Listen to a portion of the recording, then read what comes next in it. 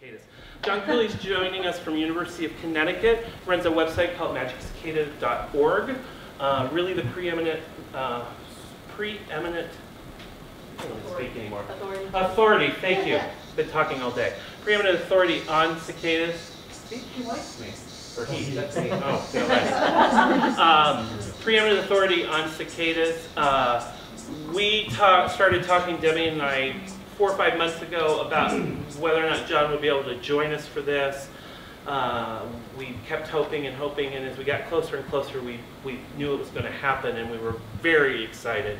We're thrilled that he's here today to talk to us. He did a lecture this morning. He took us out on a hike. We found things. We've actually learned a lot today. We learned a lot about our particular brood and why we're not quite seeing them as much as we thought we would, although we think we may still see some more. John will talk about that.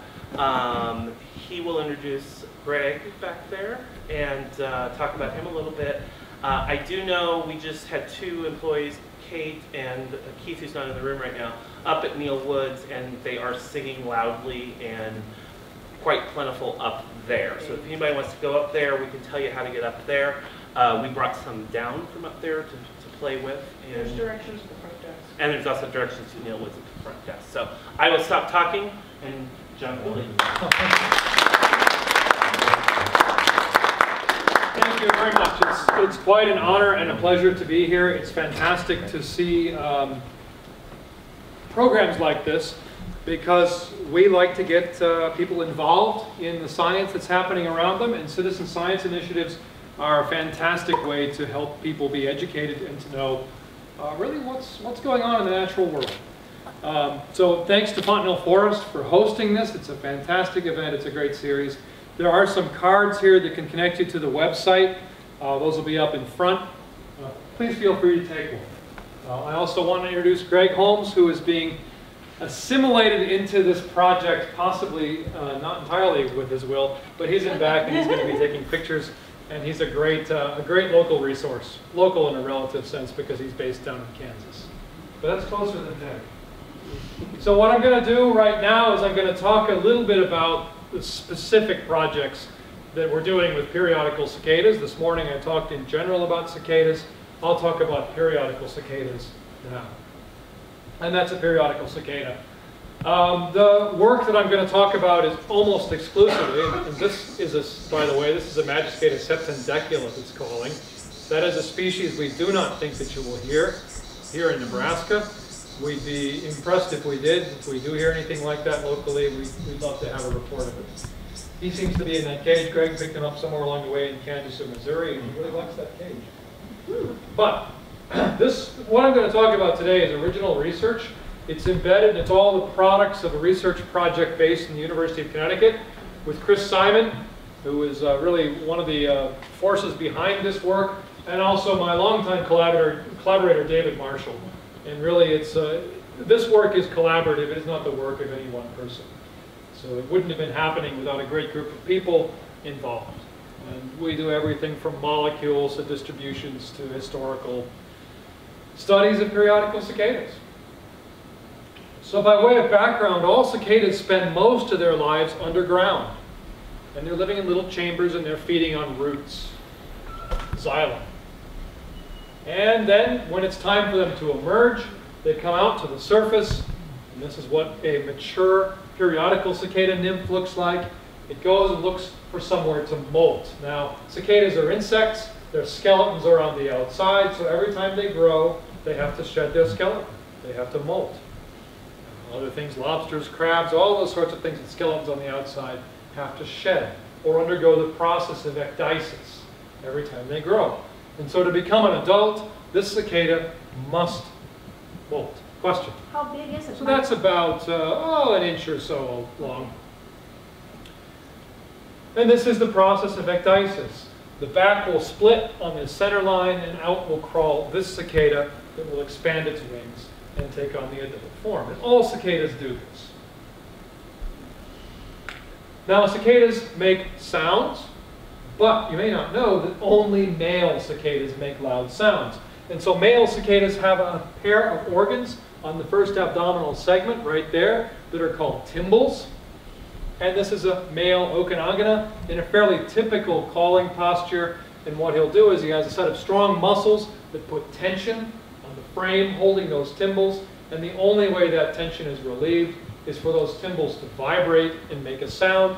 That sound is amplified by the hollow abdomen and then radiated out. And we picture sound in a couple of different ways. We make sonograms, or graphs of song pitch versus time, or we make oscillograms, or graphs of sound energy on this axis versus time. And so you can see by reading this that this cicada is making kind of a lispy buzz. Something like that. And that's what that sound is. So these are periodical cicadas, and they're well known because they come out in mass numbers. Millions per acre every 17 years for some of the species, and every 13 years for other of the species. Most cicadas are not periodical, and they just have life cycles that we actually don't know. I want to put this in perspective. So I have this old woodcut here of cicadas. Now, if you think about all the species of cicadas in the world, it's on the order, let's just say 6,000 species.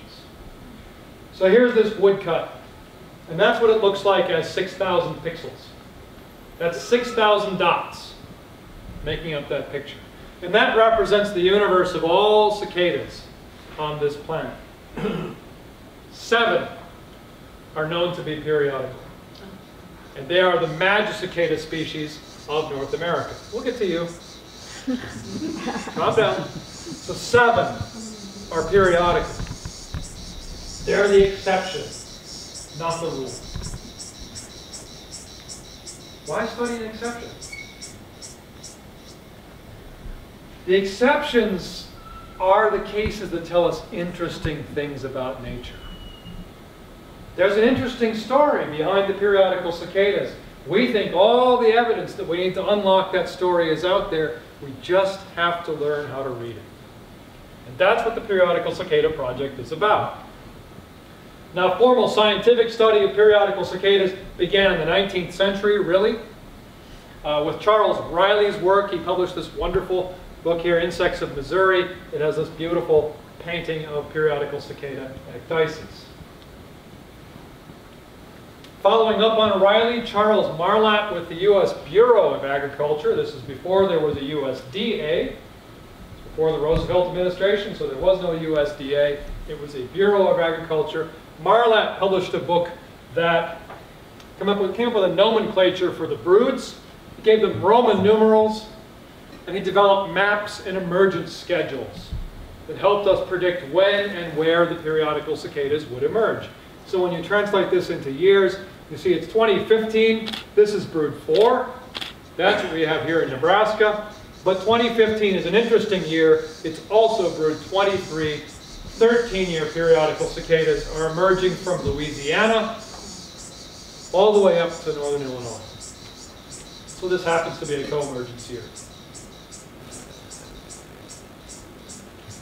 Interesting sound. What do you know? How apropos, Magicicada species.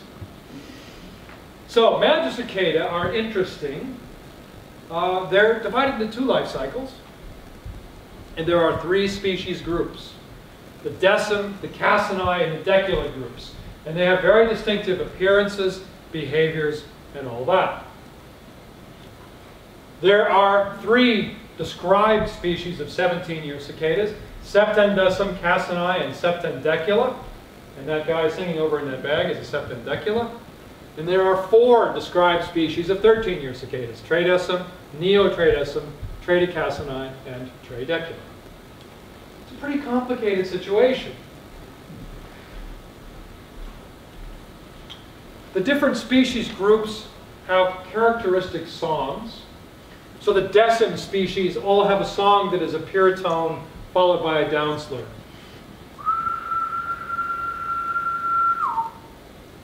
That's what a decim species sounds like. The cassini species have a call that's a series of ticks followed by a frequency sweep. So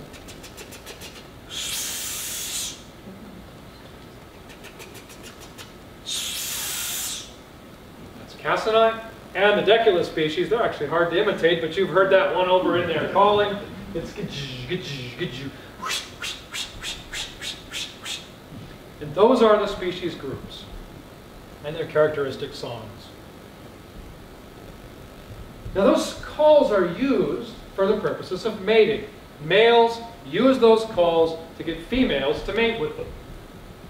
The females don't make calls like that, so for a long time it wasn't clear exactly how we get from a situation where a male's out there making a sound to a situation like this. And it turns out that what's going on is the female signals also. She doesn't have sound-producing organs, so she makes a signal by flicking her wings. And it's a little sound, just like that. In fact, that's one of the great ways to imitate it. We hope we can do that with some of these live cicadas in the terrarium. Male calls, female responds. They duet. And that's something that wasn't known. David Marshall and I published that in 2001. We actually discovered it back in 1995. It took that long to get enough data to publish it. But they duet. And that's what's going on out there in that chorus. How do we figure it out? We figured it out with playback experiments. One of the great things about periodical cicadas is you can fool them relatively easily. So you can do playback experiments. And if you're like me, you like to hang around the junkyard and pick up great things like this Bell & Howell speaker to a 16mm projector. Giant, monstrous thing that weighs about 30 pounds, puts out a lot of power. You hook that up to a computer, you play it back through an amplifier, you can do playback experiments like this. You can play songs, male songs to female cicadas, and you can watch and see what they do. And what you find is that the different species groups, they all have these signals. They're a little bit different. There are variations on a theme. The decim, male calls. And then about a third of a second, she responds. Cassinite, tick, tick, tick, tick, tick, tick. About a half a second, she responds. The decula, the male does the intro, she flicks in between. That's something. Those of you who are into neurobiology and thinking about how nervous systems work, that's impressive. She sticks those wing flicks right in between those male pulses. That's not an easy task. So the different species groups have these characteristic ways in which the females respond. And it turns out we can imitate those female responses as well. And here it is. This is the perfect device for imitating a female cicada. Why? Because it makes a sound. A little click. And it's small, dark, and cicada-like. And one of the things that's true about insects is mate choice is the females are doing all the choosing.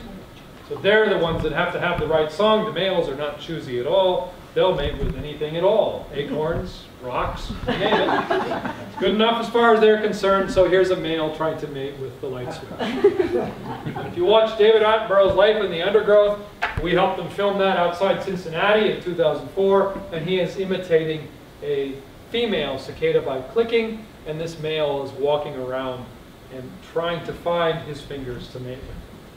One of the things that clicking your fingers lacks, it lacks the visual cue. This has the visual cue, the little brown part that looks like a cicada. Cicadas are visual and acoustical animals. He's going to call again to hear a decula call.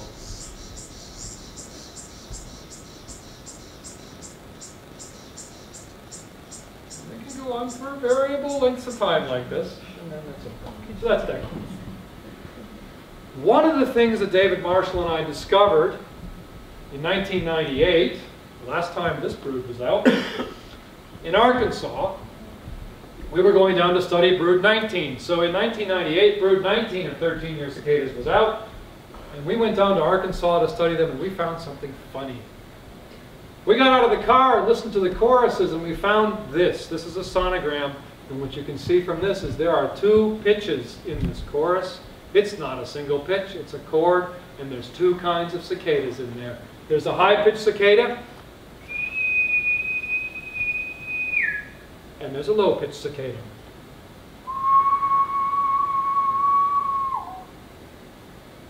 This was different. We'd never seen anything like this before.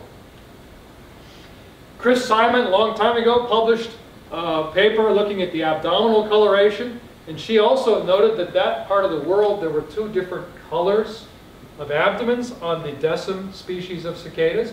There was a dark kind and there was a light kind.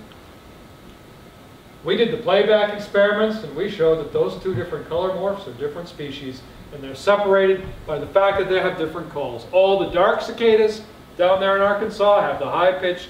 All the light-colored ones have the low-pitched. These are two separate species. Did the playback experiments showing that orange-colored females would not take high-pitched calls characteristic of dark males, and vice versa.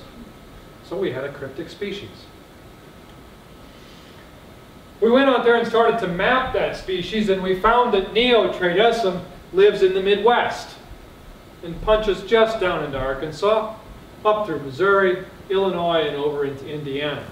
We already knew the distribution of Septendecim, the 17-year decim species, all the way here, and now we actually know it goes down into Oklahoma and Texas.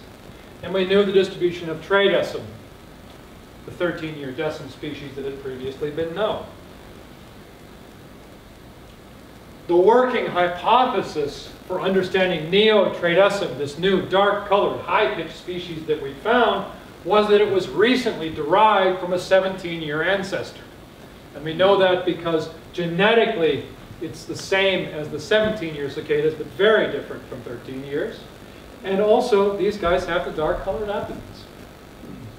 So the working hypothesis is that this was a life cycle shifting event, and somehow out here in the Midwest, 17-year cicadas became 13-year cicadas. But even better, there was something funny about the call pitches. If you look at this overlap zone where both Neotradecim and Tradecim are found, that's where you find the high call pitches of about 1.7 kilohertz. Pitches like that. But if you move out of that overlap zone up into here where it's just Neotradecim, no Tradecim, lo and behold, the call pitches here are down at 1.3 kilohertz. And that's just the same as a 17-year decim species. And these guys have the low calling pitches, 1.1. Those of you who are into biology realize there's something funny going on in this contact zone. The calling songs are changed. And this is a classic textbook case of reproductive character displacement. There is selection in this contact zone for these cicadas to avoid hybridization. Hybridization for them is bad. They avoid hybridization. So that seems to be an interesting story related to life cycle switching. If you look at this, actually the only way to explain this table is life cycle switching. Because decim, cassini, and decula, those are unique sets of characteristics. Their calls, their behaviors, their appearances. The only way to get this kind of matrix of species is to start with some of one's life cycle and switch them over to the other life cycle. Because it's impossible to imagine how these could arise convergently. Life cycles, yes, this could evolve convergently. This, not so much. So life cycle switching just jumps out at you from a table like that. And actually, when you go back and you look at Marlat's table of broods and his maps, really the only way to understand this is something involving life cycle switching. Yes, we call them 17-year cicadas. Yes, we call them 13-year cicadas. But that must not always be the case. There has to be a little fudging around the edges going on here. So let's just have a hypothesis for forming the broods. Let's leave the species aside. Because I'm going to posit that the business behind forming these species of different life cycles, that whole process is analogous to the species by which the broods are formed. And they only differ in degree or extremity. So if we understand one, we understand the other. And the problem with the species is we've only got 7 to work with. And only one really recent life cycle switch, that whole Neotradecim business. That's not enough to make any arguments or test any hypotheses. 7? No. But the broods, there are 17 or so broods. There's a little bit more there to work with. So if we understand one process, we understand the other. So let's imagine at some point in the past, there was an ancestral brood that went all up and down the East Coast, from Georgia up into New York. Now, what are these cicadas doing? They're down there underground, and they're feeding on roots. And they're feeding on roots of deciduous plants, things that lose their leaves every fall. Now, lots of people ask, how do the cicadas know what time it is? How do they know that it's 17 years? How do they do that? They don't have a clock. They just count. You got a stick, just like this. Every time the leaves come out, you cut a notch in the stick. When you get to 17, you're done. If the stick is only 17 notches long, when I get to the end of the stick, I'm done. Well, suppose you're a cicada and you had a protein with 17 slots. You could hydrolyze or something. Who cares? Nobody knows. It's just an idea. And once they're all done, you're at 17. Time to come out. You don't need a clock.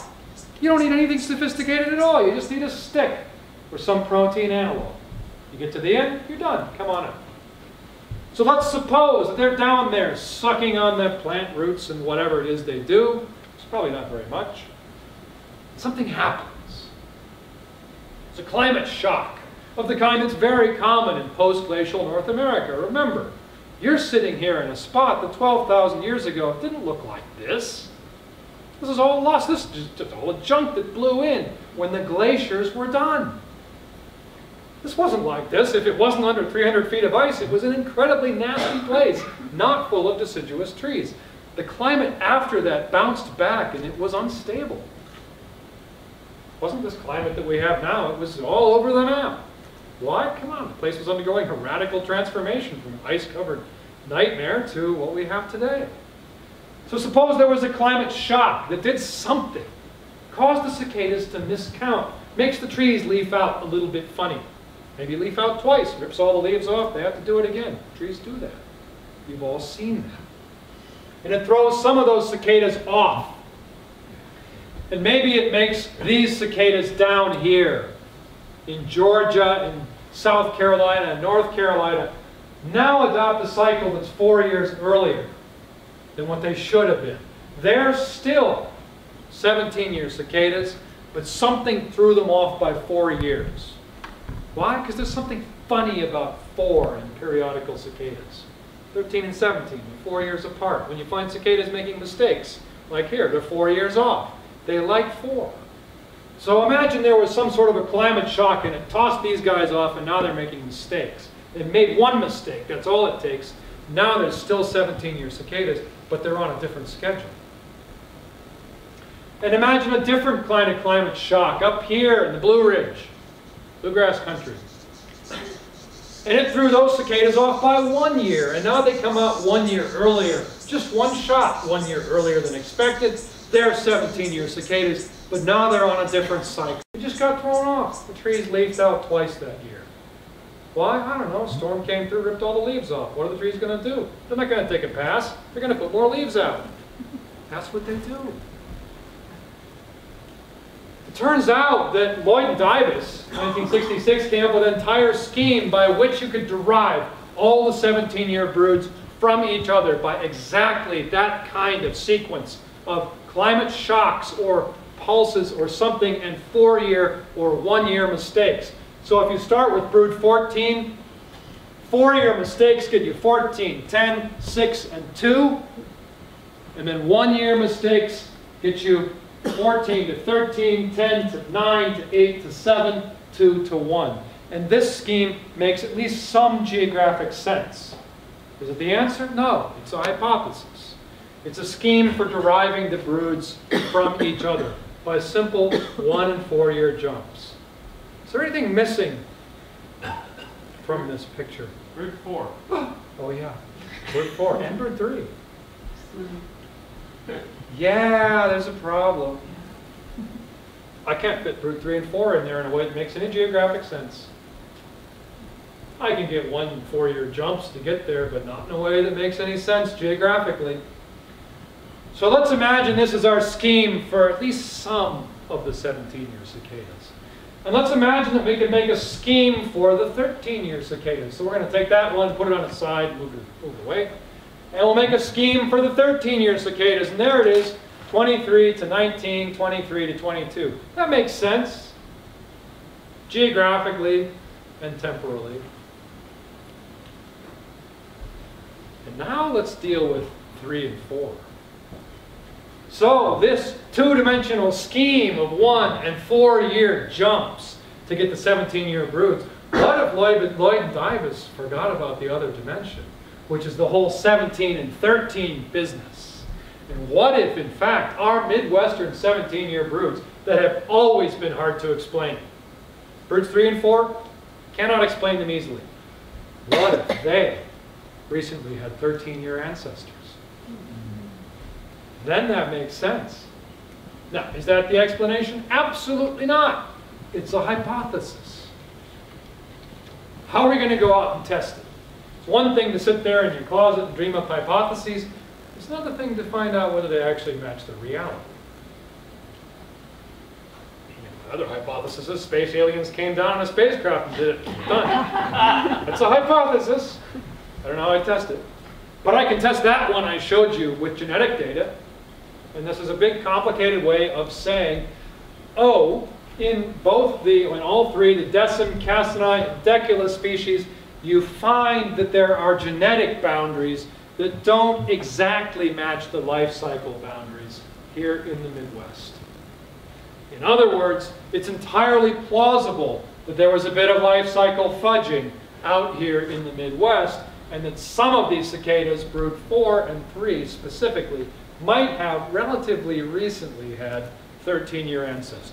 Now, we're still working up the genetic data, so there's no final answer on that yet. Never is really a final answer, but we're still working on this. That's one way of testing it. But the other way of testing it is going back and looking at these maps.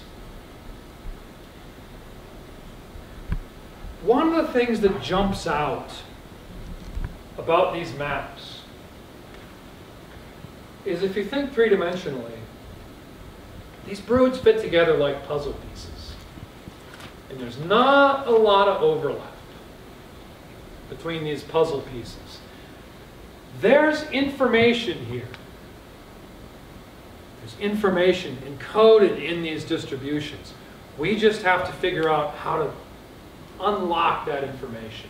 And this information has something to do with the history of these broods. We just need to learn how to read it. Here's the problem. These maps were made in the 19th century. Horse and buggy days. They were done by Charles Marlatt, Riley, all these guys in Washington would send postcards out to the extension agents in the various counties.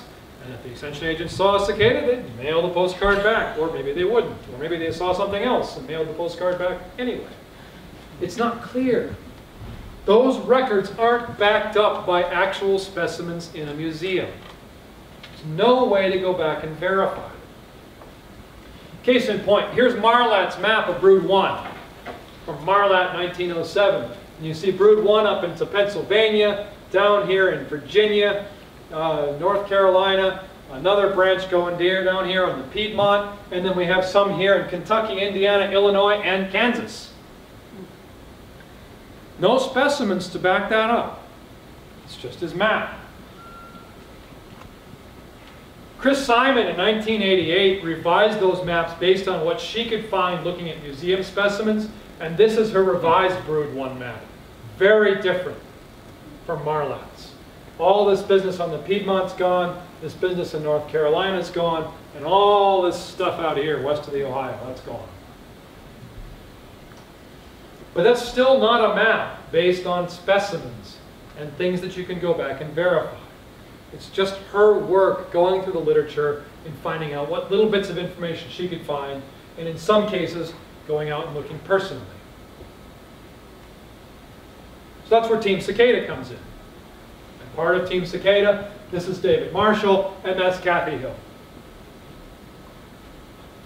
And for many years, we've had it as one of our goals to go out and remap the periodical cicadas. Why not? We have access to maps, we have access to cars, we have access to GPSs. We can do this. We can find out where these broods really are. So we published a number of different papers, and what we do is basically this. We started out with those Delorme atlases, big red books you get, that have maps. This is pre-GPS. Go out and draw dots on the map, and then later on somebody has to go and digitize that. Now with cheap GPSs, we have gotten a little more sophisticated. We also have a website, and these cards will take you to the website, so we solicit records from the general public. You're part of this process too. We have the mapping data logger right here, illegal in all 50 states. It is a computer, a GPS antenna, and a keyboard mounted in a car, and you drive around and you look for the cicadas and you punch in whether you see them or not.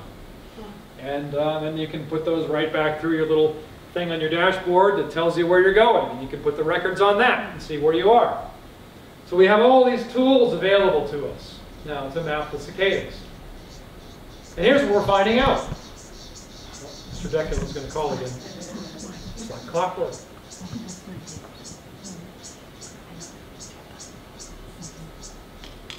Done. All right, so here's Marlat's brood 1. There's Simon's brood 1. And here's what we found with the website and the data logger. A bit of a different story. Yeah, it's up here. It's not actually in the Blue Ridge. You know, it's called the Blue Ridge brood. It's in the Shenandoah Valley, not in the Blue Ridge. And there's that. What's that all about? It's the real thing. It first showed up with the crowdsourced records on the website. So we sent somebody down there to check it out. And it's the real thing. It's a disjunct. 150, 200 miles separate these two things. There it is. Beautiful thing about these maps is they're based on real records. They're GPS data points. You can zoom in, so here we go. Here we are up in the Shenandoah Valley. All these are negative records, places where the cicadas were verifiably not. And all these are positive records where they verifiably were. And here you are down here, Bristol, Tennessee and Bristol, Virginia, the twin cities. We'll zoom in on them. There you are, Bristol, Kingsport, Gate City. Here comes Clinch Mountain. Let's get that right. Clinch Mountain is coming down here. There's a gap at Gate City. That's why it's called Gate City. And look at that. This punches right up into here and goes up north, almost all the way up to Hayter's Gap. Those of you who are into Virginia geography. There it is. You can zoom in. So we'll zoom in on Gate City. It's a classic gap in the mountains where these cicadas seem to have followed the river through the gap in Clinch Mountain. And there it is. There's Gate City. And here, downtown Gate City, right there. The cicadas are here, and right the way on up. Down here, no. They don't go that way. Why? No idea. We don't know. But now we have the high-quality maps. It's all data-based. It's all GPSed. We can begin to layer on vegetation, all their periodical cicada broods, all that to come up with reasons why you see these patterns. And I'll tell you, one of the things that happens here is brood 14 comes right up there. So all kinds of information. We are out there doing this year. This is, as of this morning, the map that Greg and I and our colleagues have been creating for brood 23 and for brood 4. And yes, indeed, one of us in this group has driven to all of those spots in the past, I don't know, what month? Done a lot of driving, and this is the map that we have so far. And we're hoping in the next day or so to fill in some spots around here. This is what we do to generate the kinds of maps that we can use to test those hypotheses concerning life cycle switching. One of the other things that comes out of those maps and those efforts is an attempt to explain the distributions that we see today. So this is brood 11. Now brood 11 is from where I am from, or was from where I'm from. It's Connecticut, east of the river. Those of you who know Connecticut's divided into two halves. There, it's The haves and the have-nots. It's an in-joke. But the dividing line is the river. This is east of the river. And brood 11 was historically reported from up in Ashford, Connecticut. And it's backed up by specimens. 2001, it's gone. And in fact, it was known to be gone from the early 1970s. But we actually went out and confirmed it. It really is gone. Why? Now, one of the arguments that people make about the disappearance of periodical cicadas has to do with development. You've all seen that here in Omaha, right? You know what's going on. We're building suburbia. They come in with those earth movers and they scrape the place down, and then they're going to build houses. That's bad for the cicadas because it fragments the forests. Yeah, the cassinite really too. It's getting exciting. The other one is cassinite. So that's Magicicada cassinite. Oh, he gave it up. So development is not great for the cicadas because it fragments the forest. They need the hardwood forest. They need big patches of it. See, the funny thing about New England and the place where brood 11 was from is that we got the backwards story. The reason you guys have all the development out here because they're all leaving this place. Now, how many of you are farmers? Anybody farmers here? You got a farmer? All right. What do you know about the soil here? It's all clay. It's all clay, but you can plow it, right? It isn't very good soil. It isn't very good, but how many times do you hit rocks when you're plowing? Pardon? How many times do you hit rocks when you're plowing? Well, I didn't farm in this area. Okay. I farmed up in northwest Iowa. Okay, but you're still not getting a lot of rocks there, right? Yes, we had more rocks. These guys? New England is made of rocks. That's why they left.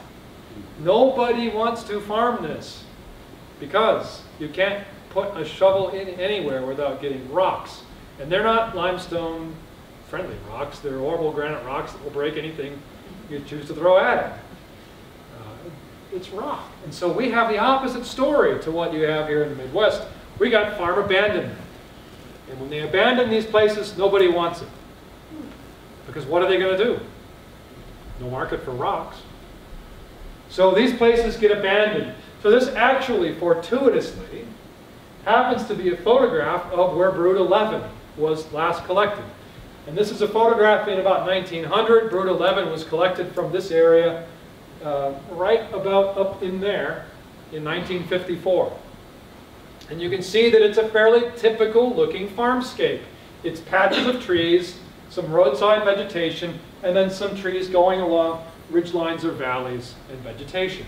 And that's where the periodical cicadas lived in Connecticut up until 1954. Well, we have the backwards thing going on in Connecticut. It isn't getting more like this in Connecticut, it's getting less like this in Connecticut. And that's that spot now. Same spot. It's all forest. Nothing open. Why? Nobody farms that. So that's this place in Ashford, Connecticut now. Closed canopy, forest. A lot like what you see outside the windows. No periodical cicadas. Now that's a puzzler. Because you'd say, hey, this is the perfect forest. Why isn't it crawling with cicadas? Things only got better for the periodical cicadas after reaching a low point there at the turn of the century when it was all cleared. It cannot be true that human development explains their disappearance because we've had human undevelopment here. And yet the cicadas have disappeared. And that's a puzzler. So what we did was we developed an ecological model of 17-year cicadas. That's what you can do with georeferenced maps. You can take that data and you can shove it down a computer and feed tons of ecological information in as well. Stuff about forest cover, soil type, average rainfall, temperature, you name it. The USDA's got the data set. All you have to do is find it and ram all that stuff down a computer. The kind of thing you couldn't have done 10 or 15 years ago because you can't do it without a computer. But you divide this whole eastern North America up into 1 kilometer, sorry, we're metric in science, 1 kilometer grid, feed all that data in there, and the computer will tell you what those places have in common. And it turns out that if you look at all 17-year cicadas, don't bother about broods, just where do 17-year cicadas live, you feed the computer that information, then all the ecological information about those spots, what you find is the computer tells you it's all driven by temperature and rainfall. That's it. It's all explained by that. The forest cover, nah. Soil type, nah. It's just temperature and rainfall. That's all you need to know.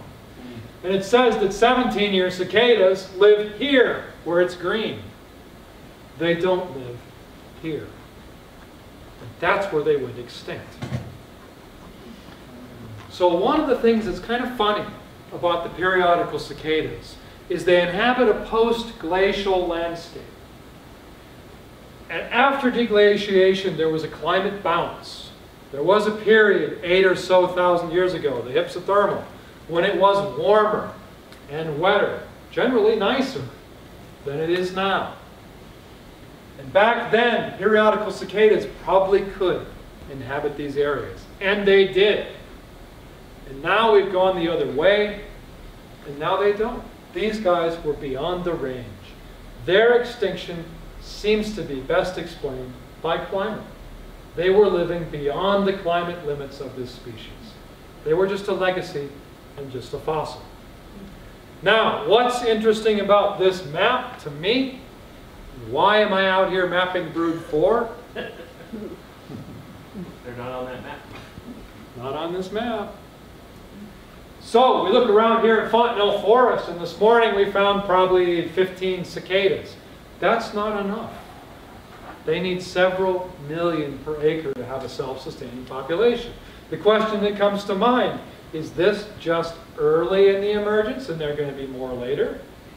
Well, you're going to know the answer to that by the end of the month. Or is this what extinction looks like? And you guys are just where we in Connecticut were 30 years ago. Only time will tell. That's why we're out here. That's why we're enlisting you. Tell us where the cicadas actually are, so we can know. And we can make some progress to answering that question. Now we know there are healthy populations around here, but it's very patchy. So we want to know more about that. I want to thank you for your time and attention. I'm happy to answer any questions that you have about cicadas, and we can even try to play with the ones that we have in the bags. So that's all I have to say about cicadas. Any questions? There's none on the West Coast. Well, yeah, these are eastern deciduous forest-loving species. They don't like the trees out there, but you have other cicadas out there. Oh, okay. So cicadas, there are 250 or so species here in North America. We have 7 species of periodical cicadas.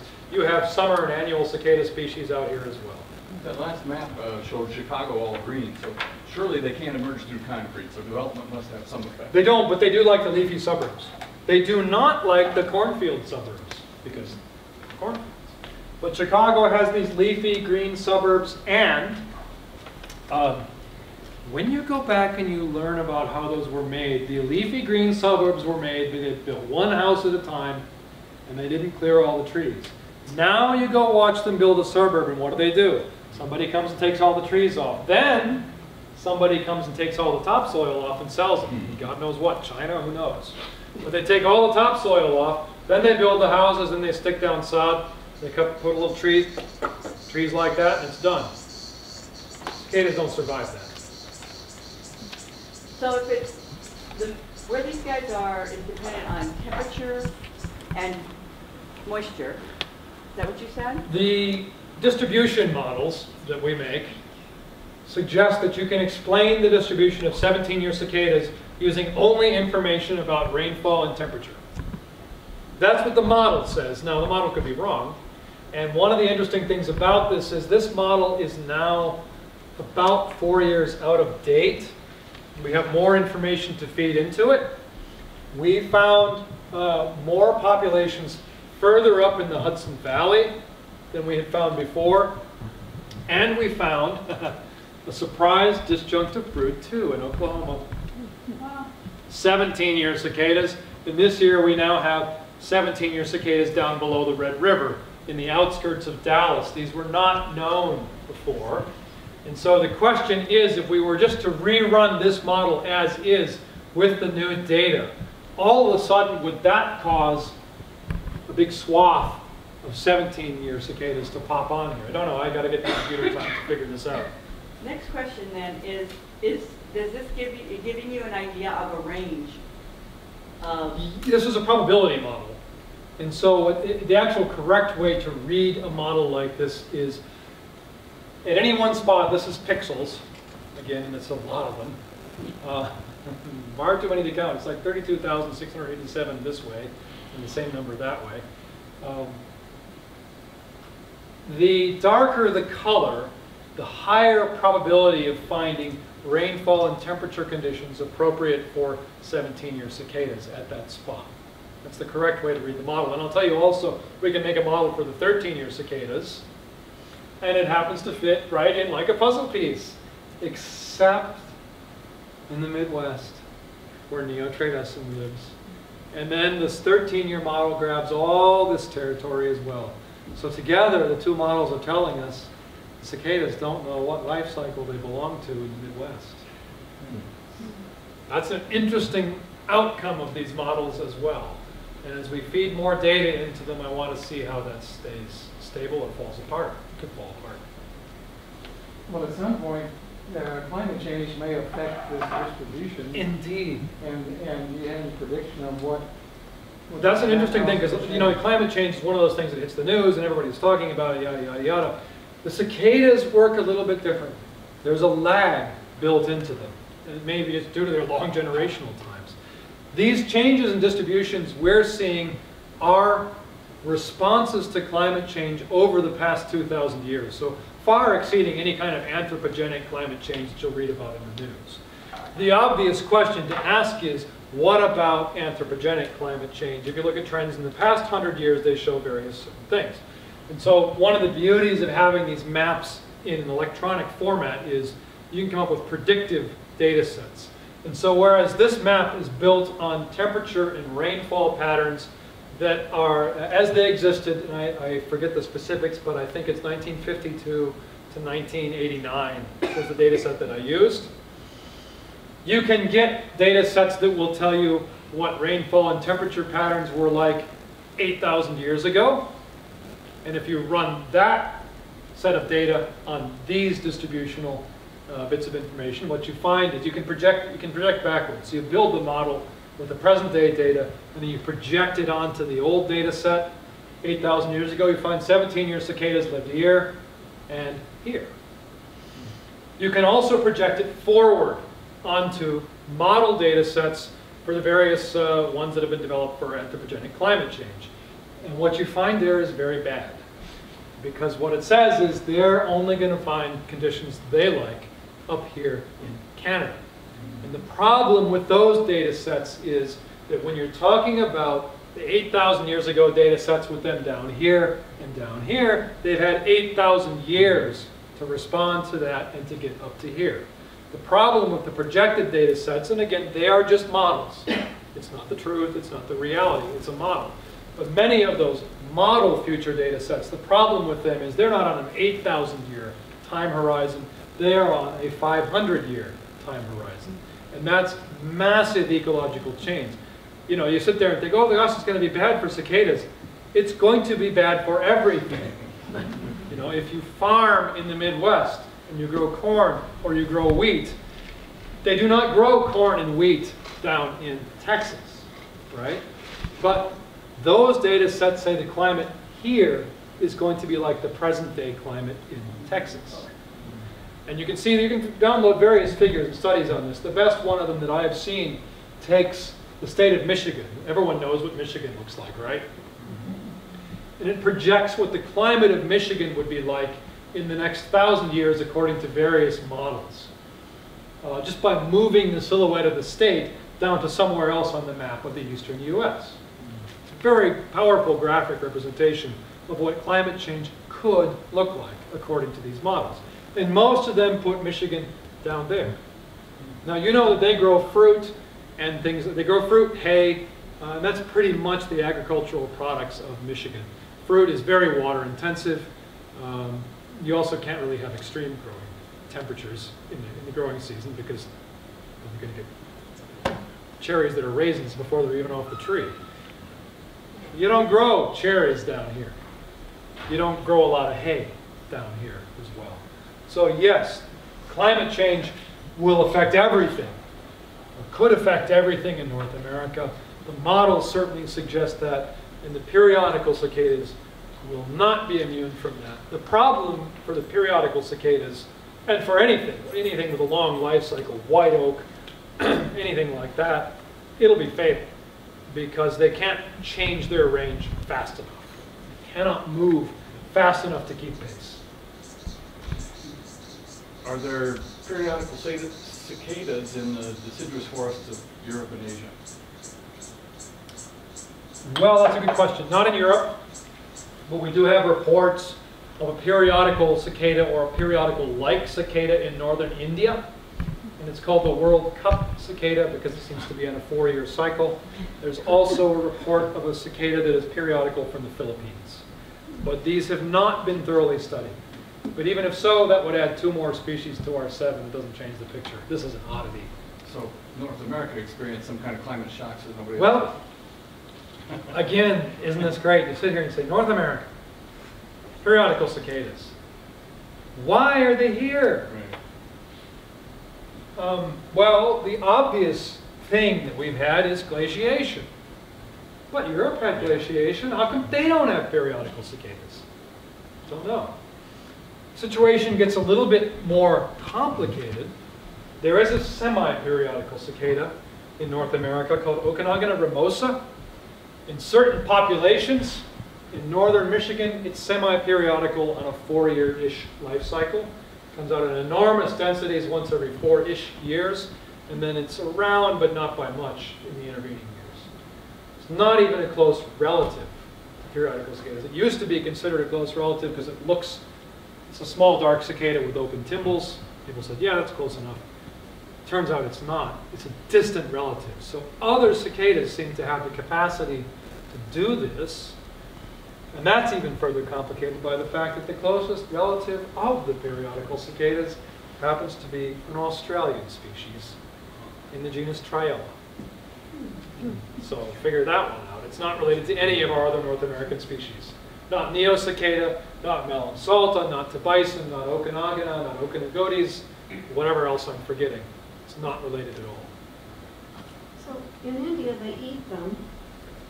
I don't know about India. I know in Japan and Asia, but they might. In that, I've been to northern India, and I see them eating anything they can get their hands on. Yeah, probably that's about fair. So it makes me nervous that we might be eating them out of extinction. Well, okay, eating is a good thing to bring up. I always get calls. You live on the internet. Living on the internet is a very strange thing because internet's kind of a wild place. And I get a lot of interesting people who contact me. If you look at my website, you see I make it not easy. And I make it not easy to get a hold of me for a reason, because if it's easy to get a hold of me, too many people get a hold of me, and then I hear their life stories and things like that. And I will guarantee you on this website where you report it, you get 250 characters in the comments and you don't get any more, and it's cut off there. Why? Because I got too many people writing me essays about stuff that I'm happy for you, but I can't manage that at this time when I have 10,000 of these things in my inbox. And so one of the things that always comes up is eating them. And we have gotten people lately, the thing is, people from China contacting us. They want us to give them collecting sites so they can come in and get a container load of these things and then ship them back to China as food. And so the answer that we give them is no. And I give you an answer of no for a couple of reasons. One of them is I have a certain responsibility to study and understand these organisms, not destroy them. Okay? And clearing out the populations like that will destroy them. I guarantee you it will destroy them. And I've had arguments with my colleagues about collecting and all that as well. The second side of that is, what do we use for power in the Midwest? In a lot of places. King coal. What is one of the byproducts of burning coal in a coal-fired power plant? Atmosphere. Oh, yeah, various things, but I heard it over here. Mercury. Who goes fishing? Oh, dear.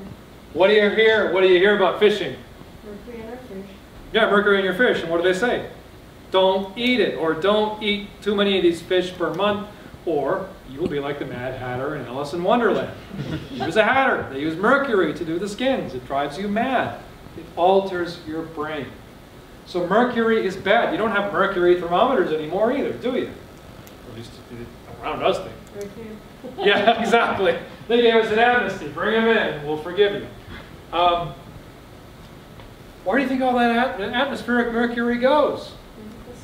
Goes into the soil. What happens when you have a soil organism that's eating that for 17 years? You want to go eat periodical cicada nymphs?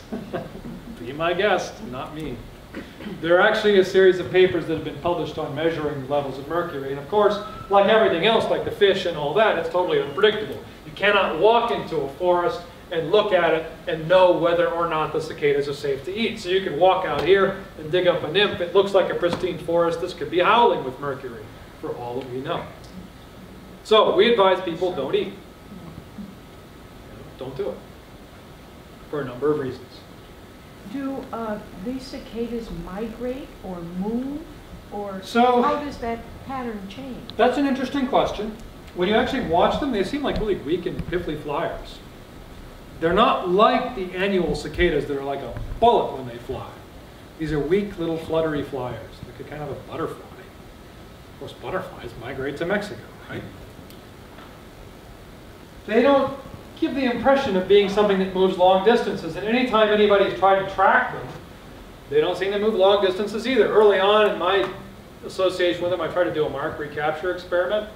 You ever dig into the mathematics of a mark recapture experiment?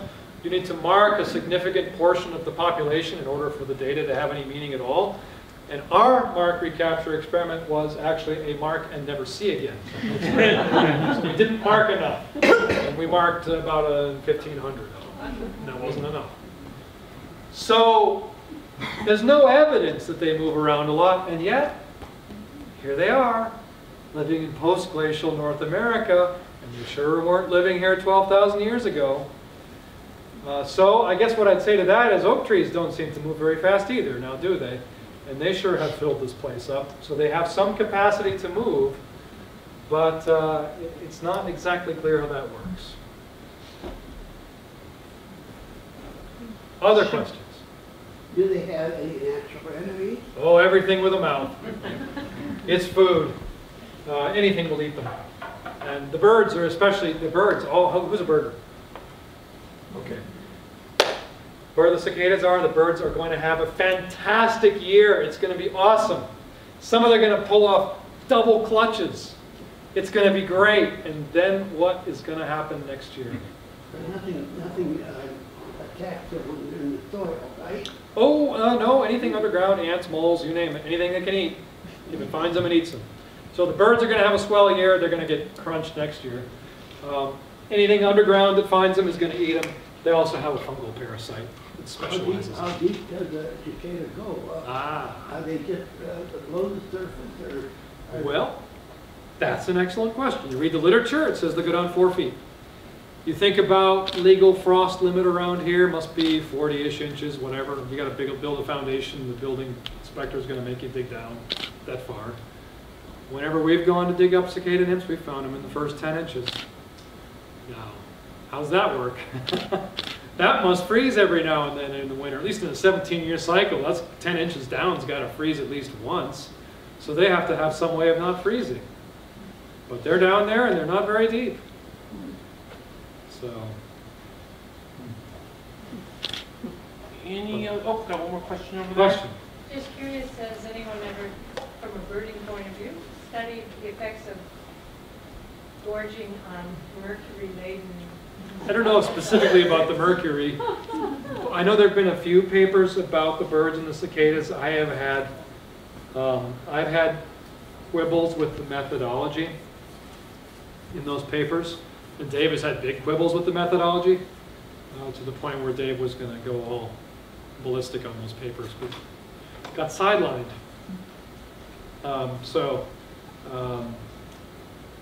It's been studied a little bit, but the bird people and the cicada people haven't really gotten together on that. One more? So with your model being predictive, how often are you finding them in locations where the model's not? Okay, so I have to, those of you who are into the niche modeling, which may actually be nobody because it's a very specialized thing, I have to be very careful about this, and this is called an ecological niche model, except I'm not going to call it that. Because those of you who are into the science know that the word niche is loaded, and it's loaded in ways we don't want to get into. And I'm also using this methodology in a way that is extremely different from the way that the people who invented it intended it to be used. So the people who invented this intended you to use this to take rare species for which you might have 50 sightings and shove them down this model and then try to predict where else you could go and look to find that species. I'm completely abusing that methodology and taking, this is, does it say here? This is only 10,000 records, but I've done the models with 70,000 records that I shoved down the computer algorithm, which you want to see a computer grind to a halt, this is the way to do it. This is an abuse. It's been very difficult dealing with the reviewers of the papers on this because we're telling them, we are not using this method in the way that other people have used. We are feeding it tons of information about where the cicadas live, and it is spitting back to us pretty much exactly where the cicadas live, which is to be expected. We are over-parameterizing the model. We're giving it too many ecological variables, so we give it 35 ecological variables, and we give it 10,000 plus data points. It's over-parameterized. It's going to come up with an answer. The answer will be so mathematically complex and horrible it will be ridiculous. But that's not the point of our modeling. The point of the modeling is to force out places like this, where even an over-parameterized, over-data-rich model can't find the solution. And so the rest of this matches very much the exact records. If you go there, you will find 17-year cicadas there. I guarantee it. So there are very few places where it mismatches, and the interesting thing about these models are the places where it does mismatch. That's one, and all of this is one. Thank you. No, I'm not gonna. Although a cicada biologist, when we have one and we have to collect another, I don't use a net a lot of the time, so the only way to hold it, you got the other one. So you can hold them by the wing, and they're more or less immobilized. Okay. So this is a Cassini male, and this is a female. But she is a septendescent female. And these are the only two species that I've heard here at the forest. And I would be stunned if there were septendecula in Nebraska, but be a state record, I think. Doesn't count if that one gets out either. That'll be more than one. So how many do you have to find in an area before you say that you have a population? Well, that's an interesting question. Obviously here at Fontenelle Forest, right here, there's a very low-level population. These must be the offspring of cicadas that were out 17 years ago. So it is, in that sense, a population. Whether it's self-sustaining over the long term, I don't know. I don't have high hopes for it. But the other side of that coin is that everybody in the periodical cicada literature talks about what they do when they are dense. But they may well have another mode for functioning in low density. The emergence comes in a wave from south to north, so the complicating factor here, why we can't say anything for sure about Fontenelle Forest, is that you're in the north. Now I can tell you that right now they're howling. In fact, they're dying out down here on the Red River. They're done. They might just be getting going up here. They're certainly howling around here in Kansas and up in this part of Missouri. And these guys down in Louisiana, down there, they're done. These 13-year cicadas, they're done. I'm hoping to hit these 13-year cicadas before they're done. There's a disjunct population in DeWitt County, Illinois. It's very odd. And he's just saying, let me go. And the birds will often drop them. Not perhaps because they're startled, but because the birds learn over the course of emergence that the males make noise. Birds are not stupid. Males make noise, mostly hollow gas bag, not worth eating. Female, full of eggs, worth eating. Not worth the processing time. Is he calling? Yeah, your interference buzz each other too.